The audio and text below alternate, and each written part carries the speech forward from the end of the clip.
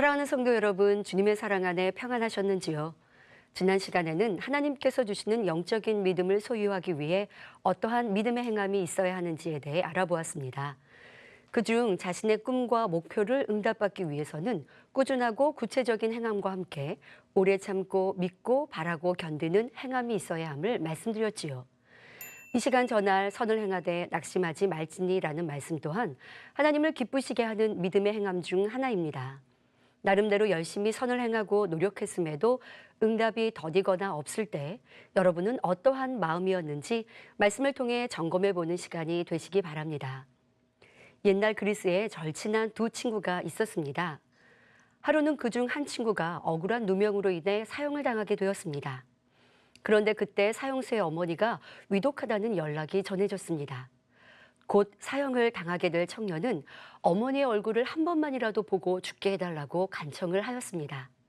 그러자 그 사형수의 친구가 나서서 자기가 대신 감옥에 들어가 있을 테니 친구가 집에 다녀올 수 있게 해달라고 간청하였습니다.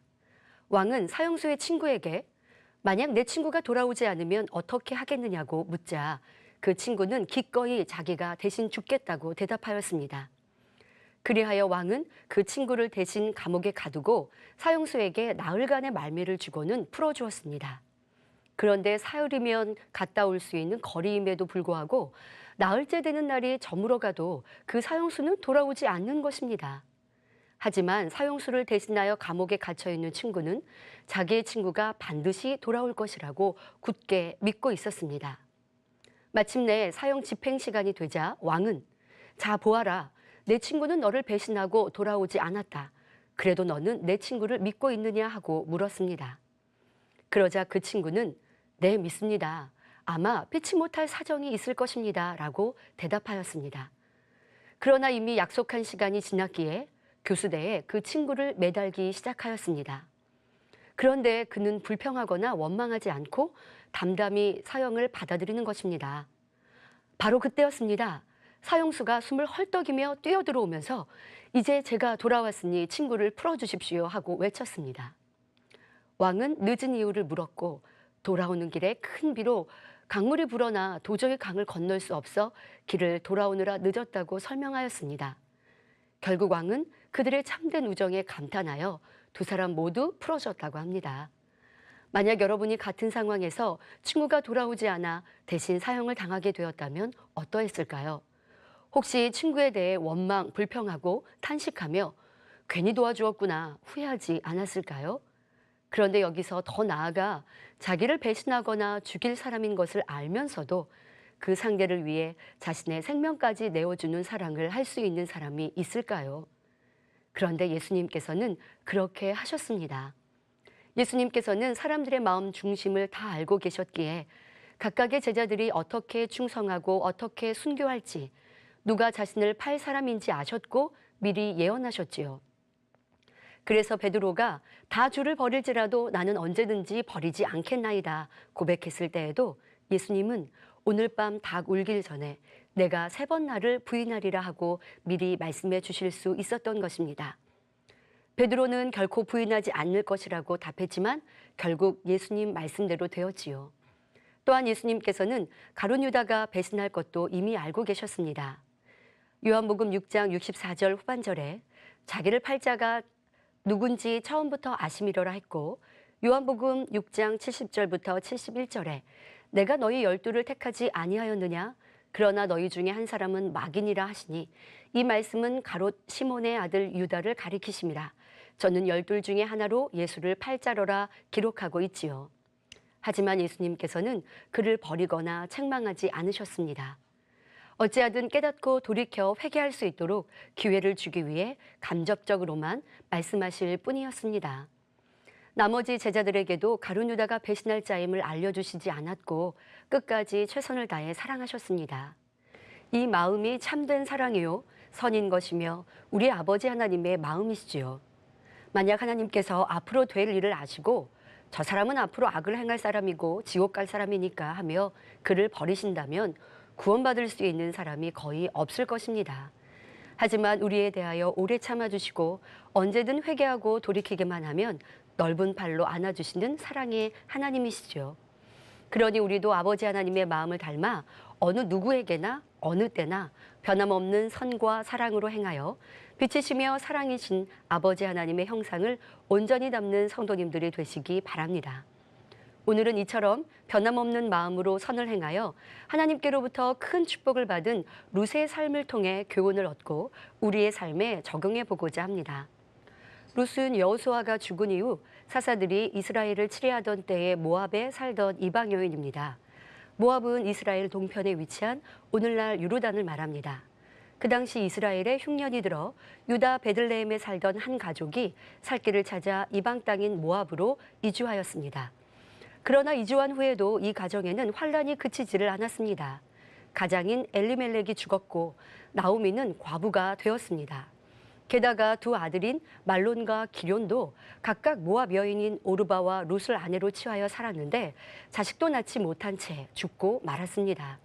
결국 나오미의 가정에는 과부가 된 세 여자만 남게 되었습니다.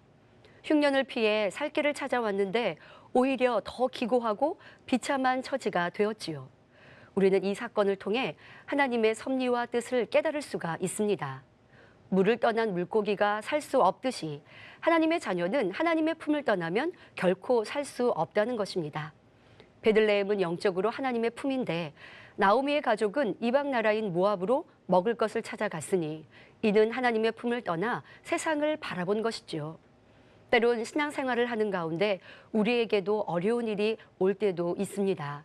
신앙생활을 하지 않는 세상 사람에게도 시험하려는 누구에게나 오는 것이지만 하나님의 자녀들은 하나님의 뜻 가운데서 연단이 옵니다. 하나님의 뜻대로 살지 못했거나 자신의 잘못으로 인해서 오는 어려움도 있고 하나님의 허락하심 가운데 오는 연단도 있습니다. 그러나 어떤 어려움이나 연단이든 이를 통해서 하나님께서는 결국 우리가 정금 같은 믿음을 가질 수 있도록 이끌어 주십니다. 따라서 하나님의 자녀에게 연단은 축복입니다.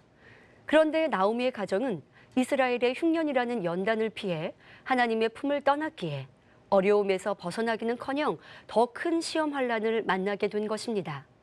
하지만 이후 선한 룻을 통해 하나님의 축복된 섭리로 이끌어 가시는 것을 볼 수 있습니다. 나오미의 가정에는 남자라고는 한 사람도 없으니 모든 것이 불안하고 형편도 매우 어려웠습니다. 그러던 중 고향 베들레헴에 풍년이 들었다는 소식을 듣고 나오미는 고향으로 돌아가겠다고 결심합니다. 두 며느리와 함께 귀향길에 오르던 중 나오미는 며느리들에게 각각 친정으로 돌아가 평안히 살라고 말합니다. 아무런 희망도 없이 고생하며 살아야 할 며느리들을 생각하니 시어머니 된 입장에서 그리고 같은 여인으로서 안타까운 마음이었겠지요. 이 말을 들은 오르바는 울며 친정으로 돌아갔습니다. 그러나 룻은 끝까지 시어머니인 나오미를 떠나지 않았습니다. 시어머니가 돌아가라고 다시 강권하자 룻이 다음과 같이 고백합니다. 나로 어머니를 떠나며 어머니를 따르지 말고 돌아가라 강권하지 마옵소서. 어머니께서 가시는 곳에 나도 가고 어머니께서 유숙하시는 곳에서 나도 유숙하겠나이다. 어머니의 백성이 나의 백성이 되고 어머니의 하나님이 나의 하나님이 되시리니 어머니께서 죽으시는 곳에서 나도 죽어 거기 장사될 것이라. 만일 내가 죽는 일 외에 어머니와 떠나면 여호와께서 내게 벌을 내리시고 더 내리시기를 원하나이다. 룻이 굳게 결심한 것을 보고 나오미는 더 이상 말하지 못하고 함께 베들레헴으로 돌아왔습니다. 여기서 우리는 룻이 얼마나 선하고 대단한 결심을 한 것인지 생각해 보아야 합니다.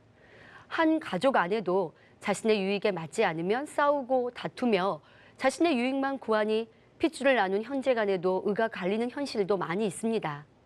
긴 병에 효자 없다는 말처럼 배우자나 부모의 중한 병으로 간호를 하거나 돌아보아야 할 때 처음은 사랑으로 섬기나 시간이 흐르면 힘들어하며 빨리 끝났으면 좋겠다 생각하는 경우도 있지요. 고부간의 갈등은 더 큰 문제입니다. 하물며 남편도 없이 고향을 떠나 타국에서 홀로 시어머니를 봉양하며 살아야 하는 절망적인 상황에 만약 여러분이 룻의 입장이었다면 어떤 선택을 하셨을까요? 혹은 여러분의 딸이 지금 룻과 같은 상황이라면 부모로서 어떻게 하시겠는지요? 룻의 마음은 선으로 가득하였기에 자신의 유익을 계산하거나 어떻게 해야 할까 고민한 것도 아니었습니다. 오직 선과 사랑의 마음에서 도리를 따른 것입니다. 그리고 하나님께서는 하나님을 믿는 모든 자녀들이 룻과 같이 진리, 선을 택하기를 원하시기에 성경에 룻기를 기록해 두신 것입니다. 한 사람에 관한 기록이 성경 한 권을 차지한다는 것은 결코 쉬운 일이 아닙니다. 더구나 룻은 선지자도 아니고 어떤 뛰어난 일꾼도 아닙니다. 또한 에스더와 같이 유다 민족 전체의 사울에 관련된 사건을 다룬 것도 아닙니다. 그저 평범한 한 이방 여인에 관한 기록이 성경상의 한 책으로 남을 수 있었다는 것은 그만큼 하나님의 엄청난 사랑을 받을 수 있는 행함을 보였기 때문입니다. 하나님께서 룻의 선한 마음과 행함을 기뻐하고 즐거워하셨기에 후세 사람들이 대대로 읽을 수 있도록 성경에 기록하며 알려주고 계신 것입니다. 룻은 하나님의 선민도 아니었지만 시집온 이후부터 남편의 하나님이 자기의 하나님이 되었고 남편의 백성이 자기의 백성이 되었습니다. 오늘날 우리의 신앙생활도 이와 같아야 합니다. 하나님을 한번 믿었으면 변함없이 하나님이 나의 하나님이 되고 믿음의 형제들이 나의 형제들이 되어야 하지요. 이처럼 룻은 하나님을 한번 선택한 후 변함없는 중심으로 나아갔던 것입니다. 또 자기의 자유와 젊음 등 모든 것을 다 포기하고 자신을 희생해서라도 그 마음에 인간된 도리로서 홀로 된 시어머니를 붙쫓아 끝까지 봉양하였지요. 참으로 정한 마음을 가진 여인임을 우리는 알 수가 있습니다. 성경에 기록된 선과 진리는 변함이 없이 동일하기에 바로 룻의 마음이 우리의 마음이 되어야 한다는 것을 깨달아야겠습니다. 하나님께서는 오늘도 이러한 마음을 가진 사람들을 찾고 계십니다. 다시 룻의 이야기로 돌아오겠습니다. 보리 추수를 시작할 때쯤 나오미와 룻은 베들레헴에 도착하였습니다. 룻은 아침부터 저녁까지 이삭을 주어 시어머니를 극진히 섬기며 봉양하였고 시어머니의 말씀에도 온전히 순종하였습니다. 룻은 이러한 일이 고생이라 생각하지 않고 오히려 도리를 쫓는 마땅한 것이라 받아들였습니다. 때문에 대가를 바라지도 힘들어하지도 않았지요.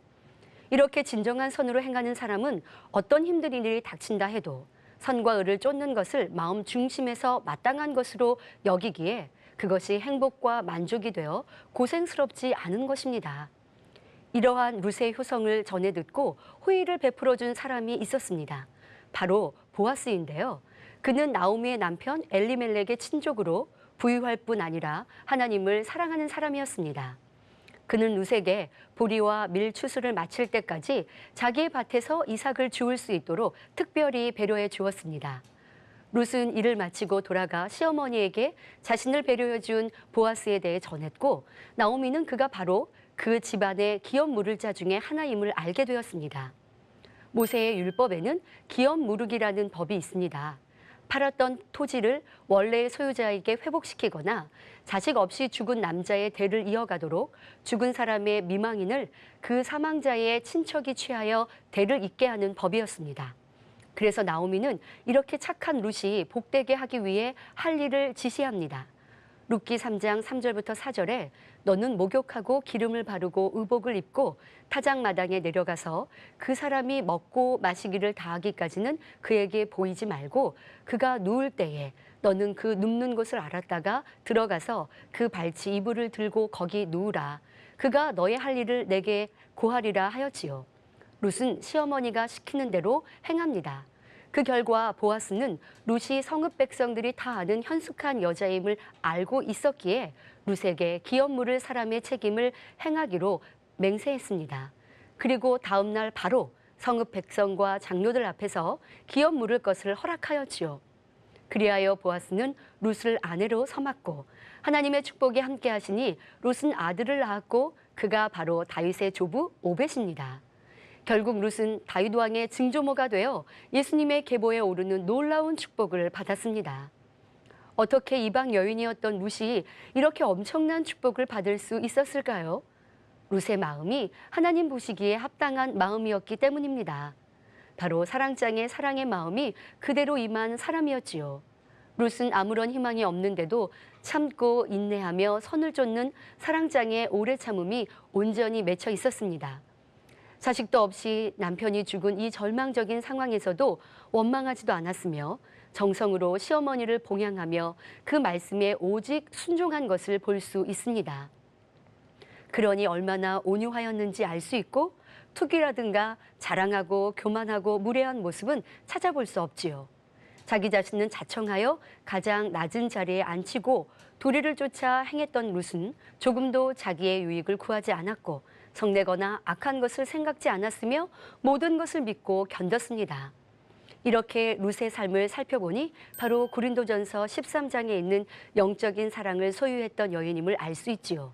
또한 갈라디아서 5장에 기록된 성령의 9가지 열매, 곧 사랑, 희랑, 화평, 오래 참음, 자비, 양선, 충성, 온유, 절제가 모두 맺혀 있음도 알 수 있습니다. 그러했기에 룻 자신은 바라지도 생각지도 않았지만 하나님께서는 엄청난 축복과 영광으로 갚아주셨던 것입니다. 오늘날도 룻과 같이 정한 마음으로 어떠한 어려운 상황에서도 선을 행하되 낙심치 않으면 반드시 축복을 받습니다. 이렇게 행복은 환경이나 조건에 의해 결정되는 것이 아니라 자신이 어떠한 마음과 생각으로 행하느냐에 따라 달라집니다. 어떤 연단이나 어려움 속에서도 믿음을 가지고 하나님이 원하시는 마음인 고린도전서 13장의 영적인 사랑, 갈라디아서 5장의 성령의 9가지 열매, 마태복음 5장의 팔복을 맺어간다면 반드시 여러분 삶에 넘치는 축복이 임하게 됩니다. 사랑하는 성도 여러분, 성경은 이렇게 룻 외에도 선을 행하되 낙심하지 않으므로 반드시 때가 이르러 응답과 축복받은 사례를 곳곳에 기록하고 있습니다. 먼저 다니엘의 경우 조국이 패망하고 적국의 포로로 잡혀오는 신세가 되었어도 그는 낙심하지 않았습니다. 그곳에서도 변함없이 하나님을 섬기며 그 말씀 안에 자신을 지켜나갔더니 하나님께서는 3명의 왕을 거치는 동안 가장 신임받는 주요 관리로 나라의 총리로 높여주셨습니다.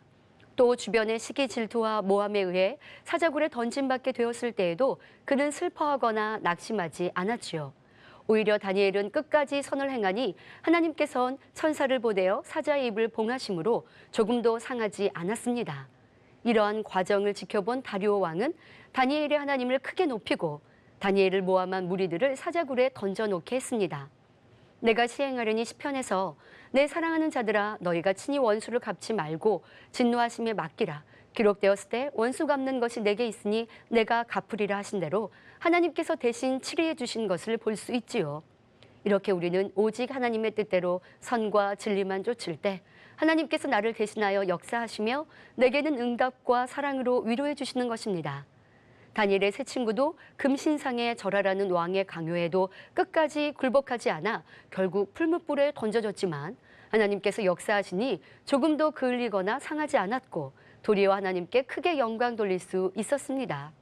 총리 요셉도 마찬가지였습니다. 아버지의 사랑을 독차지하던 아들에서 형들의 시기 질투로 타국의 종으로 팔려갔으나 하나님을 믿는 믿음으로 낙심하지 않았습니다. 그러니 종으로 있던 시위대장 보디발의 집에서도 오직 하나님의 말씀대로 행하며 최선을 다해 착실하게 일하였지요. 또 억울한 누명을 쓰고 감옥에 갇히게 되었을 때에도 낙심하지 않고 모든 사람에게 선을 베풀었습니다. 그랬더니 결국 때가 이름에 애굽의 총리가 되는 큰 축복을 거둘 수 있었습니다. 이 외에도 하나님의 선지자들은 감옥에 갇혀도 매를 맞아도 생명의 위협을 받아도 그 어떠한 불이익을 당해도 힘들어하거나 괴로워하고 탄식하고 원망하지 않았던 것을 볼 수 있습니다. 오직 기뻐하고 감사함으로 하나님께 영광만 돌렸던 것을 볼 수 있지요. 이처럼 선한 마음으로 변함없이 진리를 쫓아 나가는 믿음을 하나님께선 선이라 하시며 때가 이름에 반드시 그 구하는 것을 응답해 주시는 것입니다. 여러분에게도 해결받아야 하는 여러 가지 문제들이 있으십니까? 오늘 말씀뿐만 아니라 심고 거두는 법칙에서도 말씀드렸듯이 그 어떠한 것이든 분명히 심은 대로 거두게 됨을 기억해야 합니다. 혹 나는 선을 심고 행했음에도 응답과 축복을 받지 못하였는데요 하시는 성도님들이 계십니까? 거기엔 분명 이유가 있습니다. 억지로 힘들게 선을 행했거나 당장 원하는 것을 얻지 못하면 후회하거나 낙심하는 마음이 있었기 때문입니다. 오른손이 하는 것을 왼손이 모르게 하라 하셨는데 사람들에게 인정받고 칭찬받고자 선을 행했다면 이는 하나님 앞에 인정받을 수 없는 것입니다. 선을 행하면서 불평하거나 힘들다 생각하는 것도 억지로 행하는 것입니다. 또 선을 행한 후 후회하는 사람도 있습니다. 어려움을 겪고 있는 사람을 도와주고 구제하였는데 그 사람이 고마워하기는커녕 오히려 배신하고 악을 행한다면 여러분 마음은 어떠하시겠는지요? 아니, 어떻게 나한테 이럴 수가 있지? 내가 왜 저런 사람을 도와줬을까? 후회하지는 않았는지요? 이는 온전한 선이 아닌 것입니다. 또 하나님께 대해서도 낙심치 말아야 합니다. 마음의 믿음과 사랑을 가지고 선을 행하였다면 기쁨과 즐거움으로 응답의 때를 기다려야 합니다. 자신의 변화와 응답받기 위해 기도함에 있어서도, 예물을 심고 구제하며 충성함에 있어서도 변함없는 선과 사랑으로 행하여야 합니다. 교회에서 아침부터 저녁까지 열심히 봉사하였습니다. 그런데 겉모습은 똑같이 열심히 봉사하였다 할지라도 어떤 사람은 행복한 마음으로 즐겁게 봉사를 하는가 하면 어떤 사람은 인정받고 칭찬받고자 하거나 억지로 하기도 합니다. 봉사를 한 것에 대해 아무도 알아주지 않거나 자신보다 다른 사람이 더 인정받고 칭찬받으니 마음이 불편하고 후회하거나 낙심하는 마음이 들기도 하지요. 그렇다면 똑같이 봉사를 했다고 해도 하나님께 받게 되는 축복은 각각 다를 것입니다. 또 하나님께 드릴 예물을 작정했는데 급하게 돈이 필요한 상황이 생겼습니다. 이럴 때 내가 왜 이렇게 많이 작정했나? 조금만 드릴 걸 괜히 크게 작정해서 이게 뭐람? 하며 아까워하는 마음이 드는지요? 아니면 조금도 마음이 요동하지 않고 정한 대로 기쁨과 믿음으로 들으시겠는지요? 고린도후서 9장 7절에 각각 그 마음에 정한 대로 할 것이요 인색함으로나 억지로 하지 말지니 하나님은 즐겨내는 자를 사랑하시느니라 하셨습니다. 아까워하며 걱정하는 마음으로 드린 예물은 믿음도 하나님을 사랑해서 드린 것도 아닌 억지로 드린 것이기에 심은 대로 거둘 수가 없습니다. 따라서 하나님께 대한 우리의 믿음과 행함이 변개치 않고 흔들림이 없을 때 이를 온전한 선이라 인정받을 수 있는 것입니다. 또 우리의 신앙생활에서도 선을 행하되 낙심치 말아야 합니다. 간혹 교회를 다닌다는 이유로 가족들이나 친척, 주변 사람들로부터 핍박을 받거나 욕을 먹는 경우도 있을 수 있습니다. 나는 나름대로 최선을 다하여 핍박하는 남편이나 가족을 섬기고 간절히 가족 복음화를 위해 기도하였습니다. 그런데 오히려 날이 갈수록 더 핍박하는 것 같고 몇 년이 지나도 변화가 없는 모습을 보면서 우리 가족은 너무 악한가 보다, 안 되나 보다 생각하며 힘들어하고 괴로워하며 슬퍼하지 않으셨는지요? 그러나 마태복음 5장 11절부터 12절에 나를 인하여 너희를 욕하고 핍박하고 거짓으로 너희를 거스려 모든 악한 말을 할 때에는 너희에게 복이 있나니 기뻐하고 즐거워하라. 하늘에서 너희의 상이 큼이라 말씀하십니다. 어떤 상황 속에서도 선을 행하며 기쁨과 감사함으로 끝까지 믿음으로 구할 때 응답은 물론 큰 상급으로 갚아주십니다. 그러니 사람 편에서 급한 마음으로 응답을 구해서는 안 됩니다. 모든 것을 아시는 아버지 하나님께서 우리에게 가장 좋은 때에 맞춰 응답을 주시기 때문입니다. 그러니 이런 좋으신 하나님을 믿는다면 결코 낙심하거나 조급해서도 안 될 것입니다.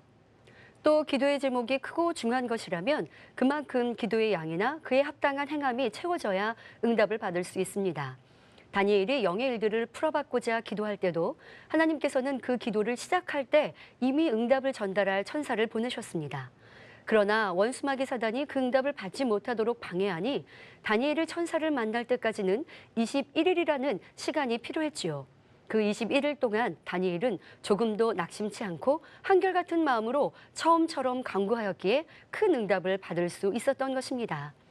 이렇게 정령 받은 줄로 믿는다면 참고 기다리는 것이 힘들지 않으며 내가 생각했던 때에 응답을 받지 못하였더라도 낙심할 일이 없습니다.